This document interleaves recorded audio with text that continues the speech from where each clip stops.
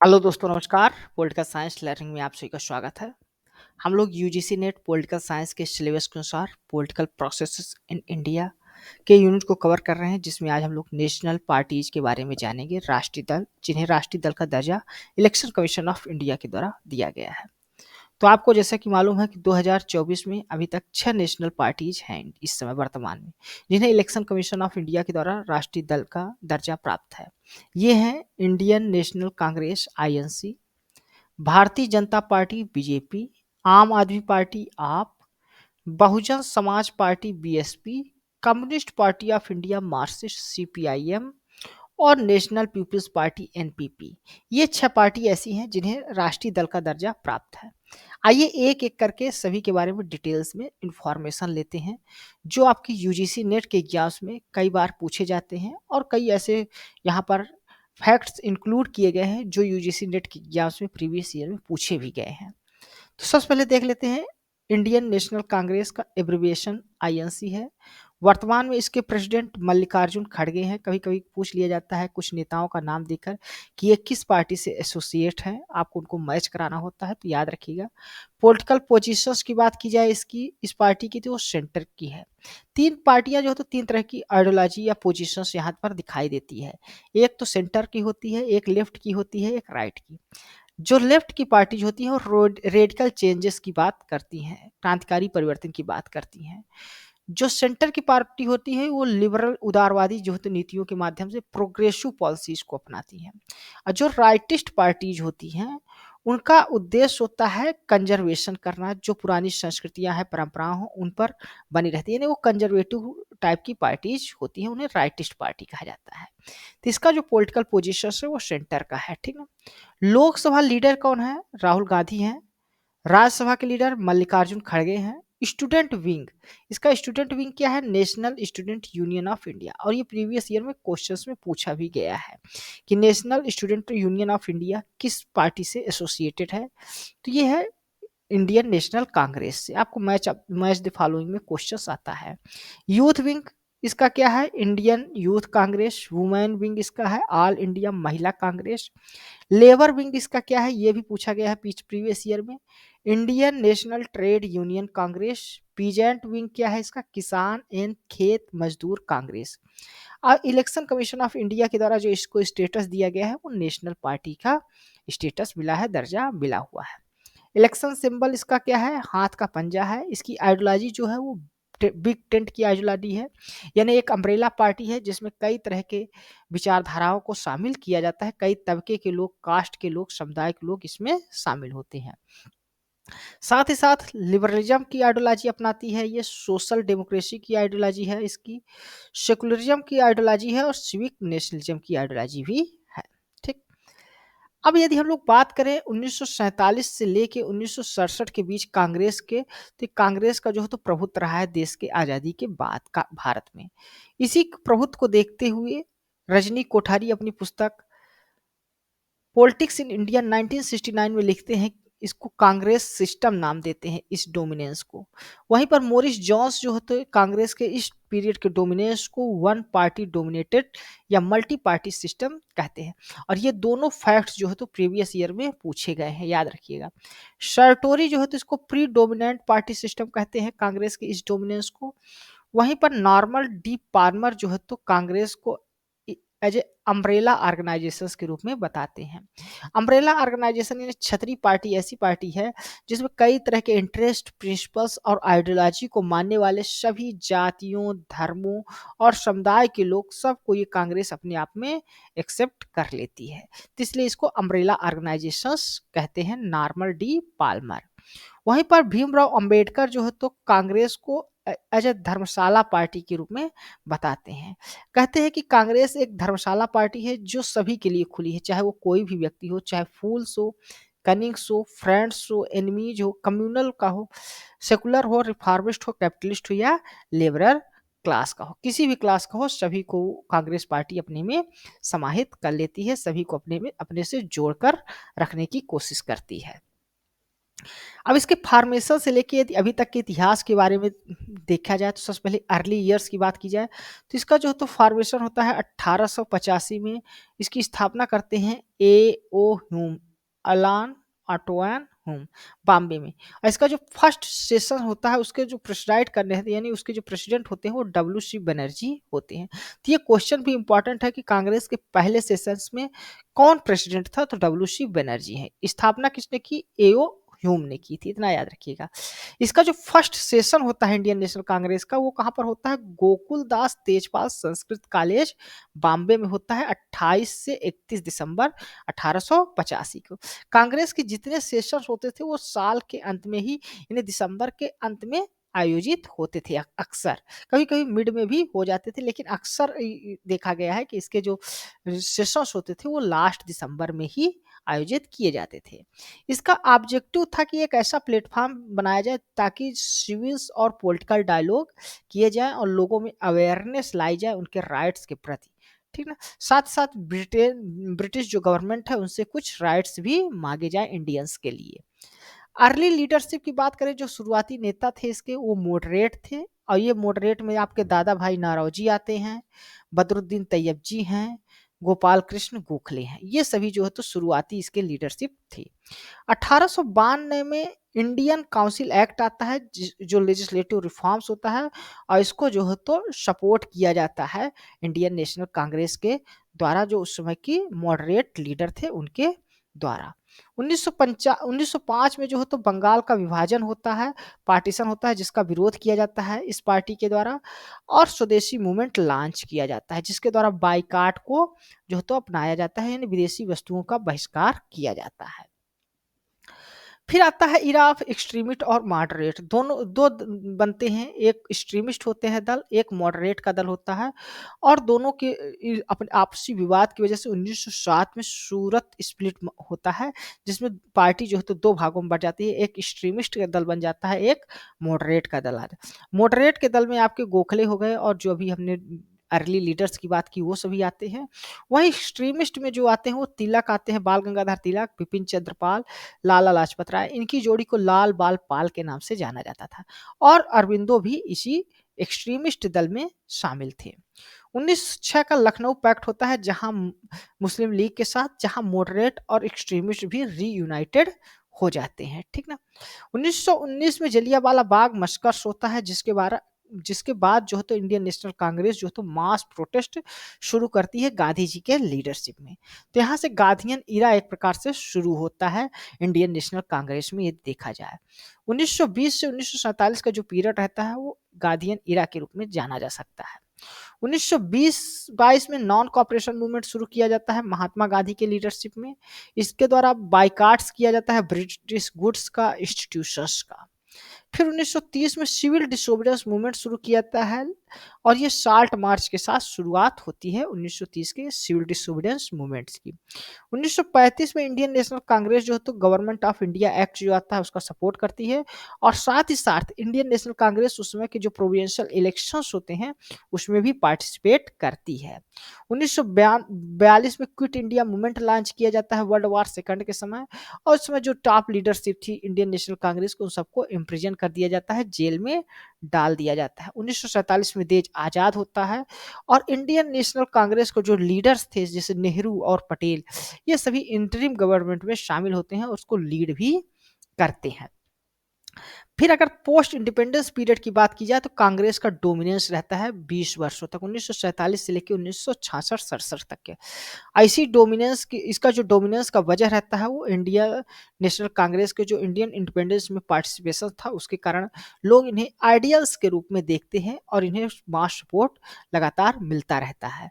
1947-48 में से 1947-1950 तक इंडियन नेशनल कांग्रेस जो है तो रिपब्लिक जो पावर है वो ट्रांसफर होती है नेहरू के लीडरशिप में इंडिया को। 1951 में जो है तो फर्स्ट जनरल इलेक्शंस होता है और इसमें इन्हें जीत मिलती है। 1950-60 का जो दशक रहता है उसमें कई सारे रिफॉर्म्स होते हैं, जैसे land reform, industrialization, 5 year plan आता है जो इंडियन नेशनल कांग्रेस के कामों को दिखाता है। 1964 में नेहरू की डेथ हो जाती है और लाल बहादुर शास्त्री पीएम बनते हैं। 2-3 साल तक के लिए ये भी पीएम रहते हैं, 1966 में इनकी भी डेथ हो जाती है। और 1966 के बाद शुरू होता है इंदिरा गांधी का इरा, जो 1984 तक चलता है इंडियन नेशनल कांग्रेस में।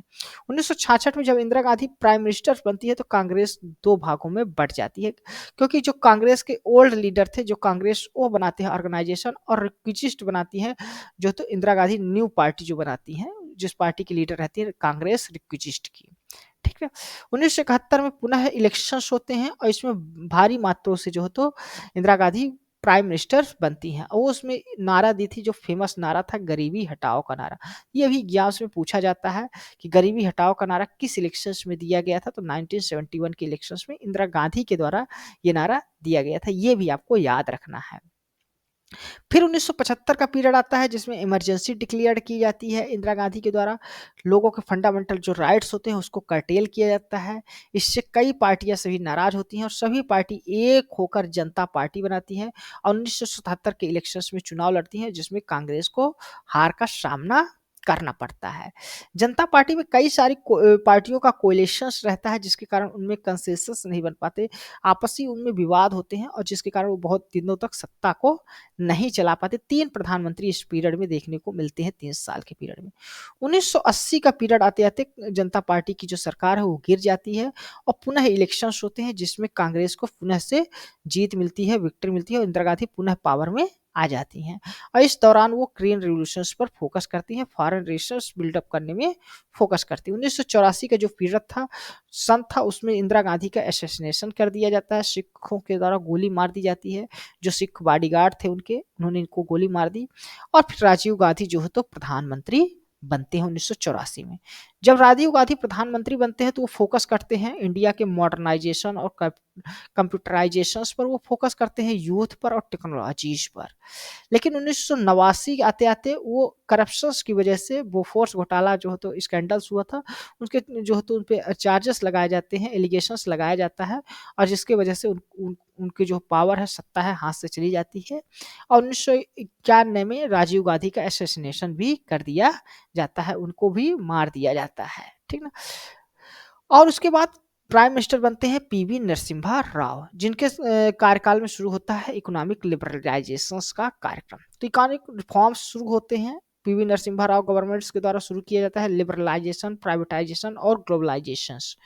और फिर उसके बाद ये भी अपने पावर 1996 97 98 तक आते-आते जो कांग्रेस का डिक्लाइन है वो होता रहता है और यूनाइटेड फ्रंट कोएलिशंस की गवर्नमेंट बनती है और फिर उसके बाद बीजेपी का इमर्जेंस होता है और बीजेपी का जो अटल बिहारी वाजपेयी के लीडरशिप में वो अपना सत्ता भी बनाती है। ठीक। 1998 में सोनिया गांधी को कांग्रेस का प्रेसिडेंट बनाया जाता है और वहां से पार्टी को रिवाइव करने का काम शुरू किया जाता है। लेकिन 1998 से लेकर 2004 तक जो है तो सत्ता बीजेपी गवर्नमेंट्स की रहती है। 2004 का जो चुनाव होता है उसमें यूपीए की गवर्नमेंट यूनाइटेड प्रोग्रेसिव अलायंस, ये जो है तो कोalitions जो है तो सत्ता बनाने में, यानी उसके प्रधानमंत्री बनते हैं प्राइम मिनिस्टर मनमोहन सिंह, प्रधानमंत्री बनते हैं, ये केंद्र में आती हैं, सत्ता में आती हैं और कई सारी वेलफेयर स्कीम्स लेकर आती हैं, मनरेगा, आरटीआई एक्ट जैसे। 2019 में पुनः चुनाव होता है, पुनः जो है तो ये सत्ता में आती हैं, अपनी पावर गेन करने में सफल रहती हैं, चुनाव जीतने में सफल रहते हैं और इनका जो फोकस होता है इकोनॉमिक ग्रोथ इंक्लूसिव पॉलिसीज पर होता है। ठीक ना? 2013 में फूड सिक्योरिटी बिल लाते हैं, लैंड एक्विजिशंस रिफॉर्म्स होते हैं। 2014 में चुनाव होते हैं जिसमें इन्हें हार का सामना करना पड़ता है और बीजेपी जो है तो नरेंद्र मोदी की सरकार लीडरशिप में मेजॉरिटी में जीतती है। तो उसके बाद कांग्रेस का डिक्लाइन दिखाई देता है 2014 से लेकर 2024 तक। 2024 में जो लास्ट इलेक्शन हुआ था उसमें 99 सीट्स कांग्रेस जीतने में सफल हुई थी। ठीक। तो ये था कांग्रेस पार्टी के बारे में, इंडियन नेशनल कांग्रेस जो एक राष्ट्रीय पार्टी है। अब आइए भारतीय जनता पार्टी से जुड़े प्रमुख मुद्दों को देख लेते हैं, प्रमुख जो फैक्ट्स हैं जो एग्जाम्स में पूछे जाते हैं उनको समझ लेते हैं। तो एब्रिविएशंस क्या है इसका? बीजेपी है, इसके प्रेसिडेंट करंट में कौन है? जेपी नड्डा हैं। लोकसभा के लीडर्स की बात की जाए तो नरेंद्र मोदी हैं जो लीडर ऑफ हाउस ऑफ इन लोकसभा हैं। राज्यसभा के लीडर की बात की जाए तो इसमें जेपी नड्डा हैं। इसके जो स्टूडेंट विंग एसोसिएटेड जो है वो है अखिल भारतीय विद्यार्थी परिषद। वहीं पर यूथ विंग जो है इसका वो भारतीय जनता युवा मोर्चा है। महिला विंग की बात की जाए, वुमेन्स विंग की, तो ये है बीजेपी महिला मोर्चा। लेबर विंग की बात की जाए तो इसके जो लेबर विंग है वो भारतीय मजदूर संघ है, ये भी एग्जाम में पूछा गया है, तो याद रखिएगा। पीजेंट विंग्स जो है इसका बीजेपी किसान मोर्चा है। अगर इलेक्शन कमीशन ऑफ इंडिया के स्टेटस की बात की जाए तो इसे नेशनल पार्टीज का दर्जा मिला है, यानी राष्ट्रीय दल का दर्जा मिला हुआ है। पॉलिटिकल पोजीशंस की बात की जाए भारतीय जनता पार्टी की, तो ये राइट विंग से फार राइट इसका पॉलिटिकल पोजीशंस है। यदि आर्टिकल 3 दिखे दिया जाए बीजेपी के कॉन्स्टिट्यूशंस में, तो ये जो अपनी फिलॉसफी अपनाते हैं वो इंटीग्रल ह्यूमनिज्म को फिलॉसफी अपनाते हैं, जो पंडित दीनदयाल उपाध्याय के द्वारा दी गई है। तो याद रखिएगा, इंटीग्रल ह्यूमनिज्म इसकी कोर फिलॉसफी है बीजेपी की, जो इसके कॉन्स्टिट्यूशंस में दिया हुआ है। इसके अलावा इसकी आइडियोलॉजी की बात करें तो वो कंजर्वेटिव है, नियो लिबरलिज्म है, इंटीग्रल ह्यूमनिज्म है, हिंदुत्व है, हिंदू नेशनलिज्म है, और राइट विंग पॉपुलिज्म, ये इसकी आइडियोलॉजी आती है। इसका इलेक्शन सिंबल क्या है? कमल का फूल है। ठीक, इसके फॉर्मेशन से लेके अर्ली ईयर्स से लेके अब तक के इतिहास को देखे जाए तो 1991 में सबसे पहले भारतीय जनसंघ बनता है, बेजीएस, जिसकी स्थापना श्यामा प्रसाद मुखर्जी करते हैं।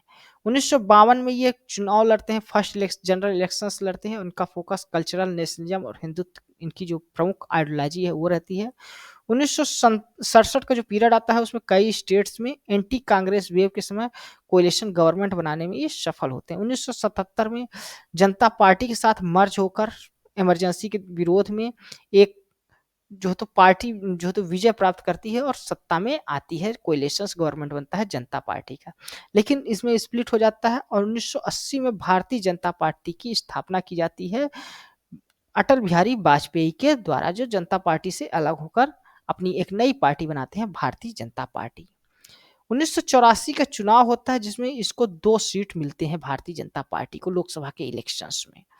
ठीक है, 1986 का जो है तो राम जन्मभूमि का जो मूवमेंट है उसको ये अडॉप्ट करते हैं और हिंदुत्व की हिंदू जो वोटर्स हैं उनको अपनी ओर अलायंस करने के लिए, उनको जोड़ने के लिए इस इशू को जो है तो अयोध्या इशू को ये पॉपुलराइज्ड करते हैं।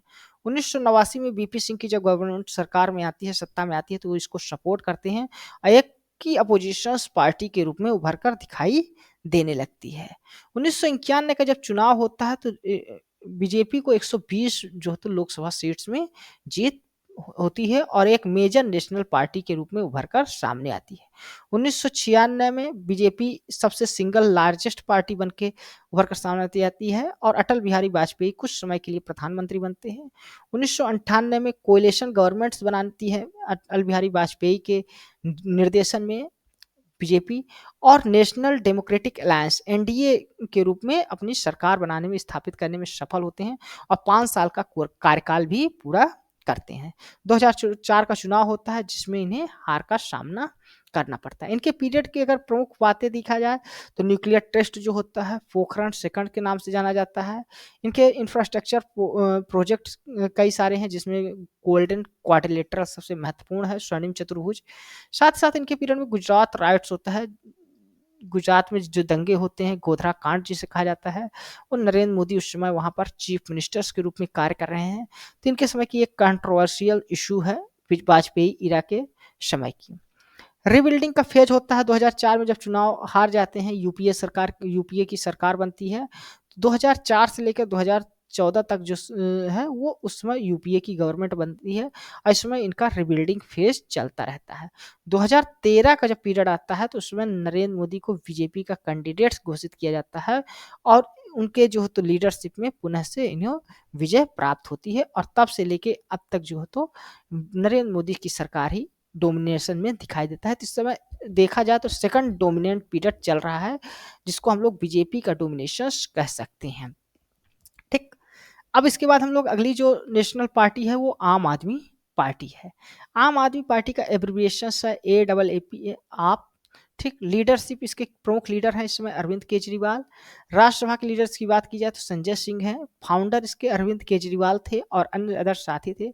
इसकी स्थापना कब की गई थी? 26 नवंबर 2012 को की गई थी। ठीक, स्टूडेंट विंग की देखा जाए तो इसके स्टूडेंट है छात्र युवा संघर्ष समिति है। यूथ विंग इसका है आम यूथ विंग। ठीक, वुमेन्स विंग आप महिला शक्ति है। लेबर विंग की बात की जाए तो ये है श्रमिक विकास संगठन है। आइडियोलॉजी कौन सी अपनाते हैं तो आम आदमी पार्टी आइडियोलॉजी अपनाती है वेलफेयरिज्म की, इंडियन नेशनलिज्म की और पॉपुलिज्म की। इसकी पॉलिटिकल पोजीशंस की बात की जाए तो सेंटर से सेंटर लेफ्ट इसकी पोजीशंस है। ईसीआई स्टेटस देखा जाए तो इसको नेशनल पार्टी का दर्जा दिया गया है, राष्ट्रीय पार्टी का दर्जा दिया गया है।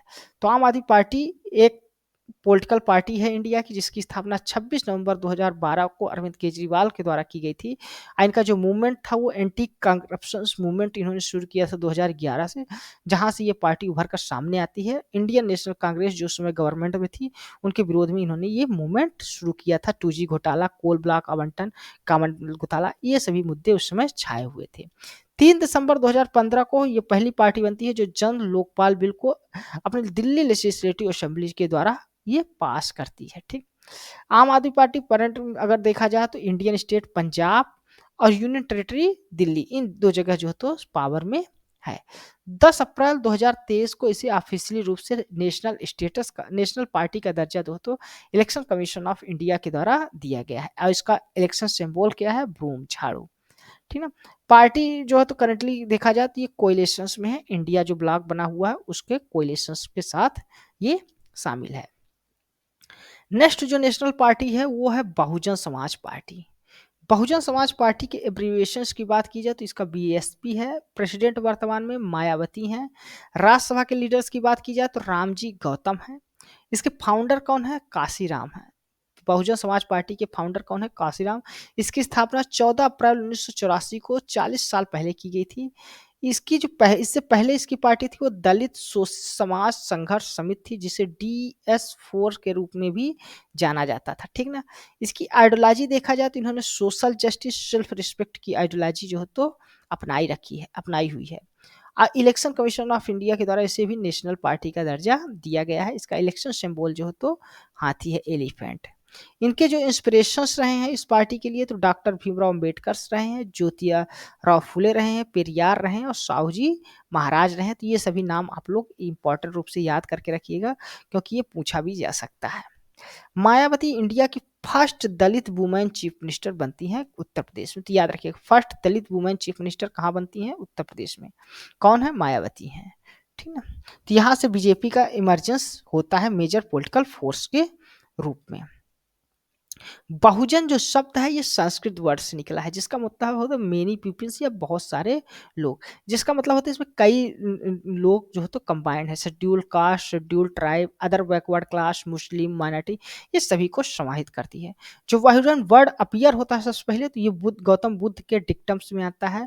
बहुजन हिताय बहुजन सुखाय से निकल कर ये शब्द आता है, यानी कि the benefit and prosperity of many. Next जो नेशनल पार्टी है वो communist party of India Marxist है, CPIM, जिसकी स्थापना जो है तो 1964 में होती है, 7 नवंबर 1964 में। और ये स्प्लिट होती है कम्युनिस्ट पार्टी ऑफ इंडिया, जिसकी स्थापना 1925 में हुई है। तो communist party of India one of the oldest party है। और communist party of India Marxist जो है तो 1964 में बनती है, इंडिया और चाइना के बीच युद्ध की वजह से। और इसमें चाइना को ये सपोर्ट करते हैं कम्युनिस्ट पार्टी ऑफ इंडिया, जबकि मार्क्सिस्ट वाले और कम्युनिस्ट पार्टी ऑफ इंडिया जो है तो रशिया जो सोवियत पॉलिसी है वहाँ को उसको सपोर्ट करती है। और इसी की वजह से इसमें विवाद होता है और ये इस पार्टी जो है तो स्प्लिट होकर communist party of India Marxist बनती है। इसके यदि स्टूडेंट विंग की बात की जाए तो स्टूडेंट विंग है student federation of India, tribal student unions. Youth wing की बात की जाए तो इसके democratic youth federation of India है और ट्राइबल यूथ फेडरेशन है। वुमेन्स विंग की बात की जाए तो all India democratic women association, इसका एक महिला जो तो विंग है। लेबर विंग क्या है? लेबर विंग है इसका centre of Indian trade union. और ये भी एग्जाम्स में यूजीसी नेट के एग्जाम्स में पूछा गया है, तो याद रखिएगा ये भी मैच द फॉलोइंग्स में क्वेश्चंस आया हुआ है। पीजेंट विंग क्या है? ऑल इंडिया किसान सभा और all India agriculture workers union. ये भी यूजीसी नेट के एग्जाम्स में प्रीवियस ईयर्स में पूछे गए हैं, तो इसमें इंपॉर्टेंट फैक्ट है जो आपको याद रखने हैं। ठीक ना। आइडियोलॉजी देखा जाए तो इनकी कम्युनिज्म की होती है और मार्क्सिस्ट लेनिज्म की आइडियोलॉजी अपनाते हैं। इनका ये पॉलिटिकल पोजीशंस देखा जाए तो ये लेफ्ट विंग की पार्टी है, इन्हें रेडिकल चेंजेस की बात करती हैं। इनके इलेक्शन सिंबल की बात की जाए तो हैमर, सिकल और स्टार इनके जो है तो इलेक्शन सिंबल है। कम्युनिस्ट पार्टी ऑफ इंडिया 1977 का जो इलेक्शंस होता है वेस्ट बंगाल में, उसमें फर्स्ट लेफ्ट फ्रंट गवर्नमेंट बनने में सफल होती है और इसके लीडर बनती हैं ज्योति बसु। और ये जो तो communist party of India Bengal में 34 साल तक शासन करती है। तो ये सब सब वर्ल्ड की सबसे लॉन्गेस्ट कंटिन्यूस रूल करने वाली पार्टी है जो डेमोक्रेटिक रूप से इलेक्टेड जो तो कम्युनिस्ट गवर्नमेंट बनी है, ठीक ना। तो याद रखिएगा। सिग्निफिकेंट प्रेशर अगर इनका प्रेजेंस देखा जाए तो केरला में है, जहां पर ये कांग्रेस लेड यूडीएफ के साथ जो है तो पावर में है। साथ साथ ये पार्टी जो एक्टिव है वो त्रिपुरा में भी एक्टिव है। 1978 से लेकर 2018 तक इन्होंने वहां पर रूल किया है, शासन किया है। इनकी पार्टी जो है तो सत्ता में रही है। नेक्स्ट जो नेशनल पार्टी है वो है नेशनल पीपल्स पार्टी। और ये नेशनल पार्टी का दर्जा पाने वाली सबसे जो तो नई पार्टी है, याद रखिएगा। जो मतलब सबसे कम समय में नेशनल पार्टी का दर्जा पाने वाली है। 6 जनवरी 2013 को पार्टी बनी थी और इसे अभी हाल ही में इसे नेशनल पार्टी का दर्जा 2019 में दिया गया था। प्रेसिडेंट इसके कौन है? कर्नाड संगमा है। राज्यसभा के लीडर इसके कौन है? याद रखिएगा। फाउंडर कौन है? पीएस संगमा है। इसकी स्थापना 6 जनवरी 2013 को होती है। स्प्लिट होती है नेशनलिस्ट कांग्रेस पार्टी से। स्टूडेंट विंग कौन है इसका? National people's student union, NPSU. Youth wing क्या है इसका? National people youth front. Women's wing भी याद रखिएगा, national people's women committee. Ideology इनकी क्या है? नेशनल पीपल्स पार्टी की कंजर्वेटिव है और क्रिश्चियन डेमोक्रेसी इनकी आइडियोलॉजी है। यदि इनके पॉलिटिकल पोजीशंस की बात करें तो इनका पॉलिटिकल पोजीशन है centre to right, centre right है, ठीक। और इलेक्शन कमीशन ऑफ इंडिया के द्वारा जो इन्हें स्टेटस दिया गया है वो नेशनल पार्टी का स्टेटस दिया गया है। इनका इलेक्शन सिंबल है किताब, पुस्तक, ठीक। नेशनल पीपल्स पार्टी जो है तो नेशनल लेवल की पॉलिटिकल पार्टी है जिसका प्रेजेंस सबसे ज़्यादा देखा जाता है तो मेघालय में देखा जाता है। इसकी स्थापना पीएस संगमा के द्वारा की गई थी जुलाई 2012 में। और नेशनल पार्टी का जो दर्जा मिला था 7 जून 2019 को इसे नेशनल पार्टी का दर्जा मिला है। ये फर्स्ट पॉलिटिकल पार्टी है जिसे नॉर्थ ईस्टर्न इंडिया में नॉर्थ ईस्टर्न इंडिया की फर्स्ट पॉलिटिकल पार्टी है जिसे नेशनल स्टेट पार्टी का जो है तो दर्जा या स्टेटस मिला हुआ है। तो ये भी इम्पोर्टेंट है। तो धन्यवाद दोस्तों, यह वीडियो आपको कैसा लगा है अपने कमेंट्स के माध्यम से मुझे जरूर बताइएगा। साथ ही साथ आप हमारी इस वीडियो को लाइक करें, हमारे इस चैनल को सब्सक्राइब करें ताकि जो इस तरह की वीडियोज हैं वो आप तक मिलती रहें। धन्यवाद, थैंक यू।